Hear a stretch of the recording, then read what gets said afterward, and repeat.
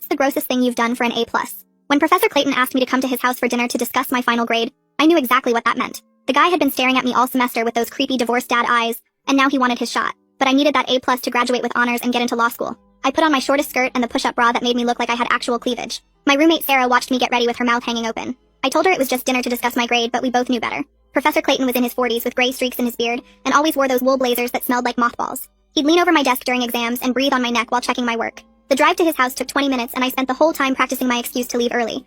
I'd tell him my roommate was having a crisis or that I had food poisoning. Something believable but urgent. My hands were shaking when I rang the doorbell. A woman answered. Not just any woman, but a gorgeous blonde in yoga pants holding a dish towel. Behind her, I could see a normal living room with family photos on the walls and toys scattered on the carpet. "You must be Violet," she said with a huge smile. "Arthur's told us so much about you. Come in, come in." My brain couldn't process what was happening. This was Professor Clayton's wife. He had a wife. A hot wife who seemed genuinely happy to see me. I stood there in my hooker outfit feeling like the world's biggest idiot. Did these people want a three-way? "Arthur, Violet's here," she called out. Professor Clayton appeared from the kitchen wearing an apron that said, "Kiss the cook." He looked at my outfit and his eyebrows went up, but he didn't say anything gross. Instead, he shook my hand like we were at a business meeting. "Violet, thanks for coming. This is my wife Janet, and this is our son Andy." That's when I noticed the kid in the wheelchair by the TV. He looked about 17 with the same dark hair as his dad, but his body was twisted in ways that made it clear he couldn't control his muscles properly. An oxygen tank was attached to the back of his chair with tubes running to his nose. "Hi, Violet," Andy said. His speech was slow and took effort, but his eyes were sharp and focused. He was wearing a Spider-Man t-shirt that matched the one I had at home. We sat down for dinner and I kept waiting for the other shoe to drop.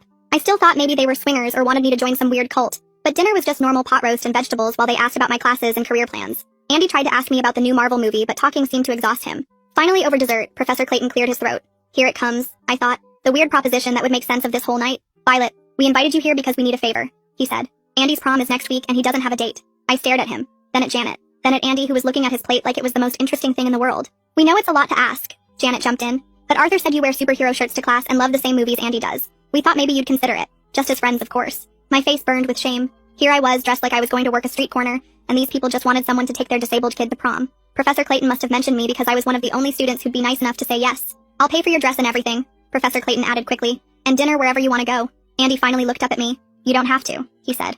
I know it's weird. Something about the defeat in his voice made my chest tight. I thought about all the proms I'd gone to with my quarterback boyfriends and how I'd taken it for granted that someone would always want to go with me. "I'd love to go with you," I heard myself say. The next week flew by. Janet took me dress shopping and we found this gorgeous blue gown that covered everything my slutty outfit hadn't. Andy and I texted about Marvel theories, and he was actually funnier than most guys I knew. When prom night came, I felt weirdly excited. The dance itself was at a hotel ballroom downtown. Andy looked sharp in his tux even sitting in the wheelchair. We slow danced with me kind of swaying while holding his hands. Other kids stared, but Andy didn't seem to notice or care. He was too busy explaining why Iron Man's arc reactor should have killed him with radiation poisoning. Around 10 o'clock, some kids from my economics class invited us to an after party. I almost said no, but Andy begged